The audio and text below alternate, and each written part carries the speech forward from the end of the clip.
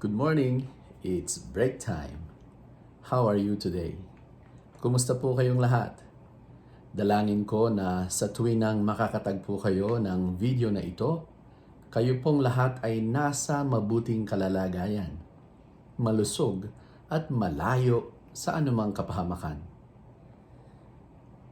Ngayon po ay Sabado sa ika-16 na linggo sa karaniwang panahon. At ang mabuting balita po natin ay mula kay Matthew chapter 13 verses 24 to 30. At sinasabi nga pong, nagsalaysay muli si Jesus sa kanila ng isa pang talinghaga. Sinabi niya, ang kaharian ng langit ay katulad ng isang taong naghasik ng mabuting binhi sa kanyang bukid. Isang gabi, habang natutulog ang mga tao, dumating ang kanyang kaaway, naghasik ng mapanirang damo sa triguhan at saka umalis.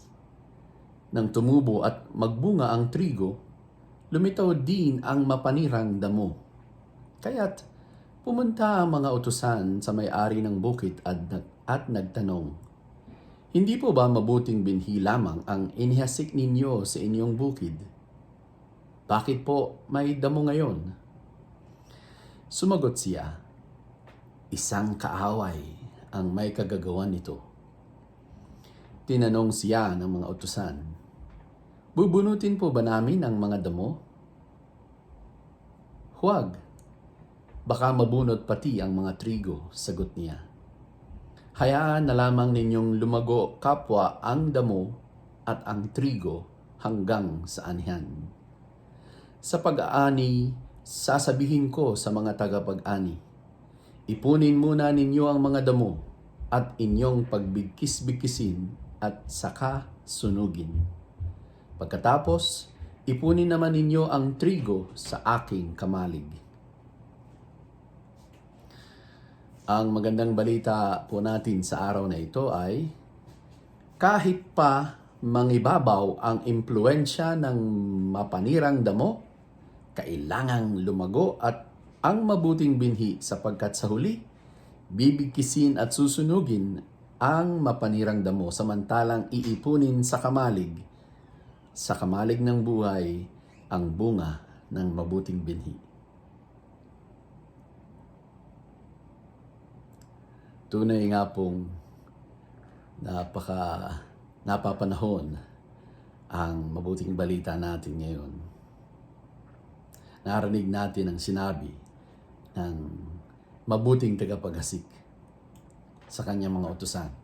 Hayaan na lamang ninyong lumago kapwa ang damo at ang trigo hanggang sa anihan.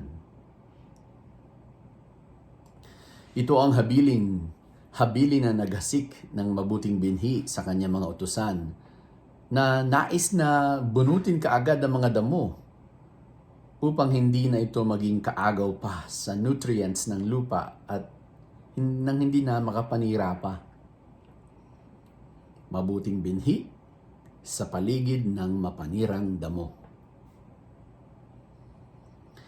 Na-imagine niyo ba ang larawan ng ganitong sitwasyon sa buhay? Marahil may itinanim kayong binhi ng gulay, lalo na ngayong panahon ng pandemya, mga backyard gardening, no? Sabihin natin siguro, nagtanim ka ng binhi ng ampalaya. Binungkal at inihanda mo ang lupa kung saan mo itinanim ang buto na naging isang binhi. Musbong at unti-unting nagkakaroon ng mga dahon. Nakaka-excite, di po ba? Naalala ko tuloy ang aking ina. May tumubong papaya. Talagang inalagaan niyang maigi. Sa kasawi ang palad, nabagsakan ng yero, namatay. At malaking ikinalungkot niya yun. Balik tayo. Naalala ko lang po.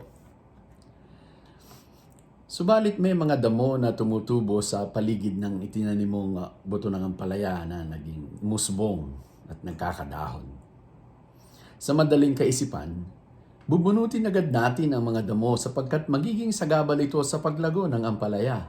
Isa pa, ano nga ba ang mapapala natin sa damo kumpara sa bunga at dahon ng ampalaya? Maliban sa ang damo ay ipakain sa alagang kambing, yun ay kung mayroon kang alagang kambing.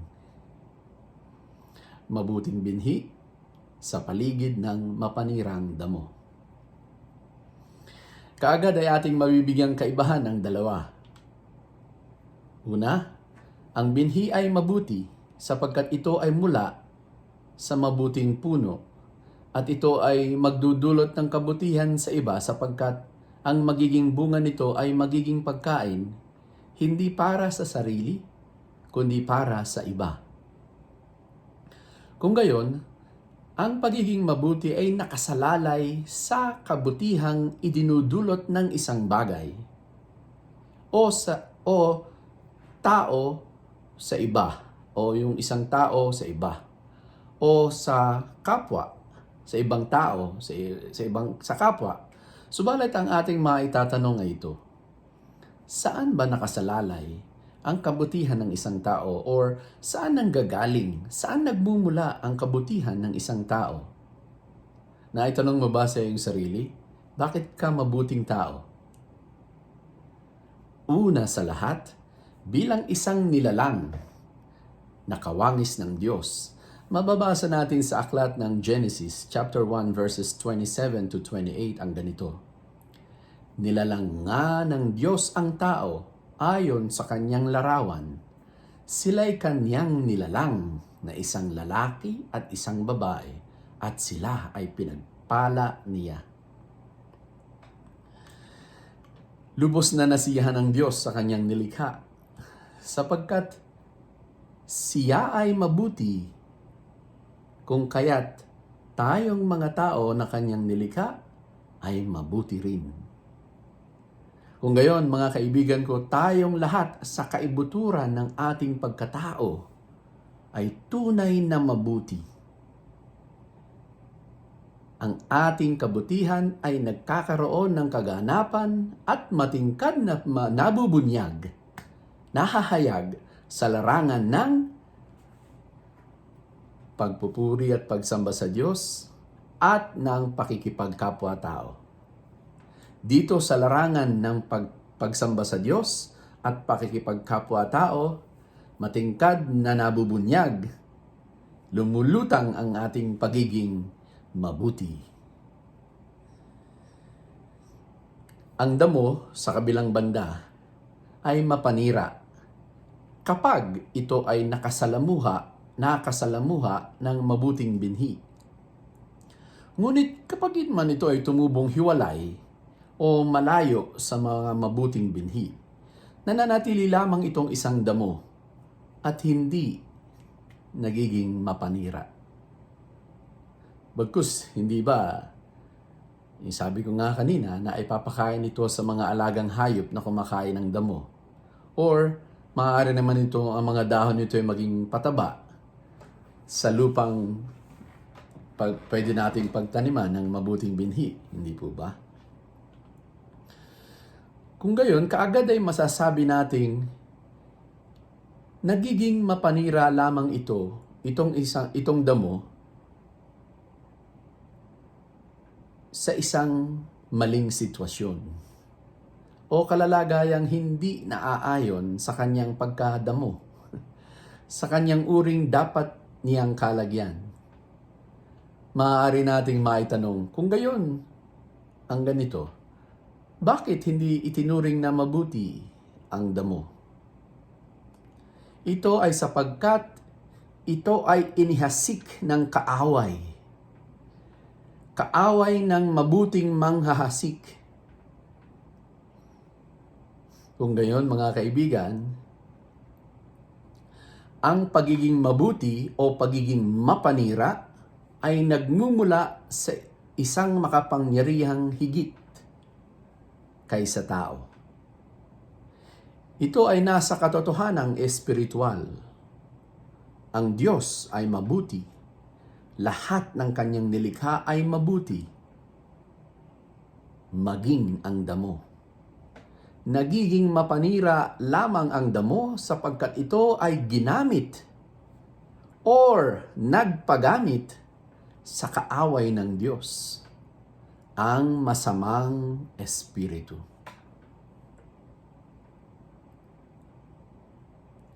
Ang mabuting balita natin ngayon ay tumutumbok sa katotohanan ng kabutihan sa gitna ng kasamaan. Between love and hate, ng mabuting binhi at mapanirang damo. Ang pinakaimportante na dapat nating maunawaan ay ito. Ang Diyos ay Diyos ng katarungan, awa at habag. Sa kanyang kabutihang loob, hinahayaan niyang magkasamang magtamasa ng mabuti, maging ng mapanira ang kanyang grasya, ang kanyang kabutihan, ang kanyang awa at habag. Hindi nga ba't nakakatamasa ng sikat ng araw, ng buhos ng ulan, maging ang mabuting binhi at ang mapanirang damo? Walang pinipili ang pagmamahal ng Diyos. Patunay ito ng sabihin ng mabuting tagapag-asik na hayaan nyo lang na parehong lumago ang mabuting binhi at ang mapanirang damo. Hayaan nyo siya lang lumago at makaranas ng buhay. Makaranas mabuhay. Ito ay sa malaking pag-asa at tiwalang ang kaisipang mabuti ay mas matingkad na yayabong kaysa pagyabong ng mapanirang kaisipan. Imagine, paano na lang ang mundo kung higit na yayabong ang mapanirang kaisipan? Nai-imagine mo ba? Nakakatakot at nakalulungkot. Nakalulungkot isipin. Kabi-kabila ang paninira. Mga chismis na yan na walang basihan sa katotohanan. Haka-haka lamang. Opinyon lamang. Kung gayon mga kaibigan ko, tingnan mo ang iyong paligid.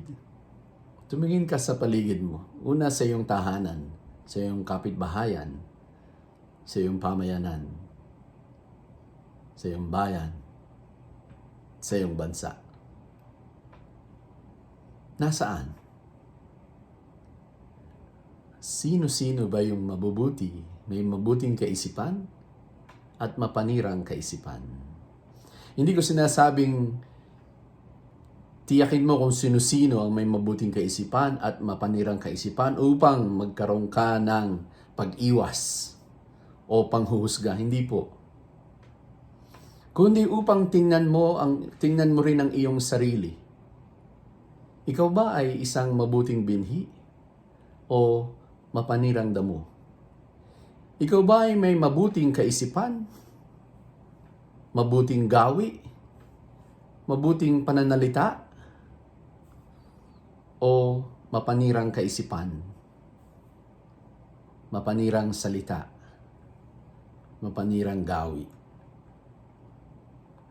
Mga kaibigan ko, ikaw at ako, tayong lahat ay nilikhang kawangis ng Diyos. Tayong lahat ay mula sa Diyos at naglalakbay sa buhay patungo sa Diyos.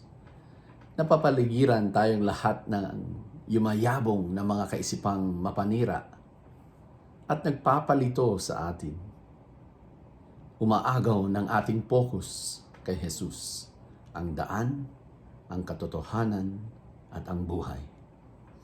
Huwag nawa tayong magpalinlang sa mga mapanirang kaisipan at gawi sa buhay. Ang Diablo ang masasamang espiritu ay tunay na nakapaligid sa ating lahat. Sa wari, isa siyang mabangis na leon na naghihintay lamang ng tamang pagkakataon upang makapanila, makapanglito, makapanguto sa mga taong walang focus sa Diyos. Isa lamang ang dapat natin gawin, ang mabuhay bilang isang simbahan. Ito ay sapagkat batid natin ang totoo. Mas malakas tayo pag sama-sama. May lakas sa sama-samang pagdaranas at pagsasabuhay ng pananampalataya. Ito ay sapagkat ang simbahan or bilang simbahan, tayo ay nagiging katawan ni Kristo. Pinangungunahan ng lakas ng banal na Espiritu Santo. Sa buhay ng simbahan, may paglago ang pag-ibig ng awa at habag na maaaring magtagumpay at sigurado magtatagumpay laban sa paglago ng kasalanan, ang mapanirang kaisipan, gawi at ugali. Sa dulo ng buhay, naroroon ang katarungan ng Diyos upang pagbigkis-bigkisin at saka sunugin ang nananatiling may mapanirang kaisipan, gawi at ugali.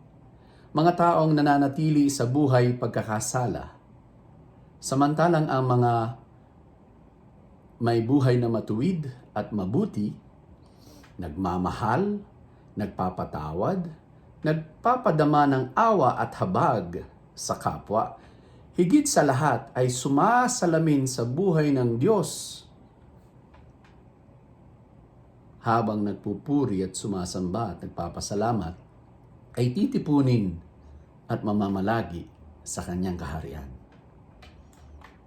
Pagpalain nawa tayo ng Diyos, ipagadya sa lahat ng masama at ihatid sa buhay na walang hanggan.